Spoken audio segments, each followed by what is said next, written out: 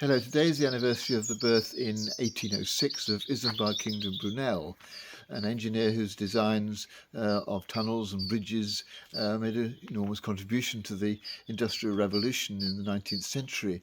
Best known probably for his design for the Clifton Suspension Bridge, a bridge high over the Avon Gorge in Bristol, and it's a design which he had to really fight to have accepted.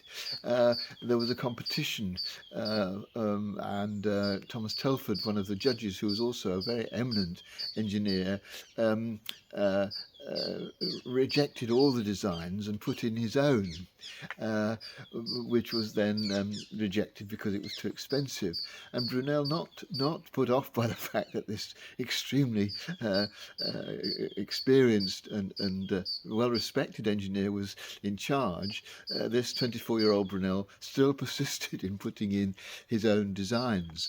In the second competition, it didn't come out top either, but Brunel apparently had a quiet word with the chairman of the trustees and persuaded him to put Brunel's design at the top of the list. So it was accepted. The design was very daring. It went against the advice of his father, who's also an eminent engineer, who said it couldn't be done, but he persisted and determinedly pursued the task of producing a design that would work, and indeed eventually did. The story goes that in order to get um, the workmen from one side of the gorge to the other while it was being built, there had to be a pulley system designed. A rod was extended across the gorge, and pulleys brought a little cart across through the cart hanging from this rod. But when it was first erected, it collapsed. The rope broke and it fell into the. But Brunel insisted that it would work, so he was the one who got into the cart and was pulleyed across initially to show that it was actually a perfectly safe way of transporting the workmen from one side to the other.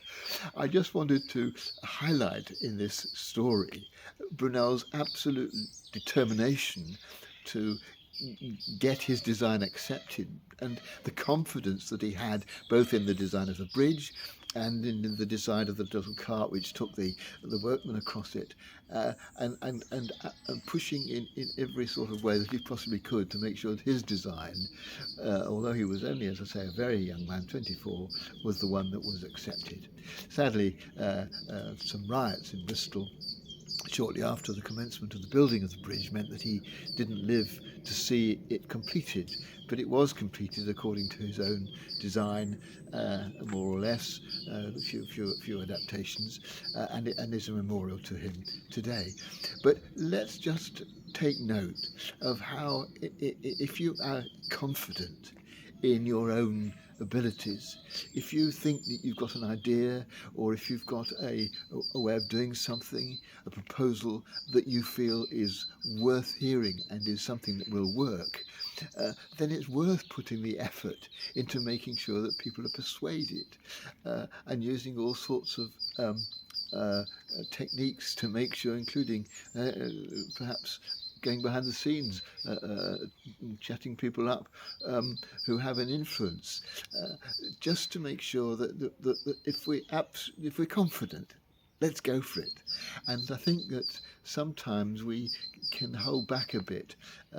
If, as in the case of Brunel, his father, and Thomas Telford, an eminent engineer as well, both said it wouldn't work, you'd think he'd have been put off.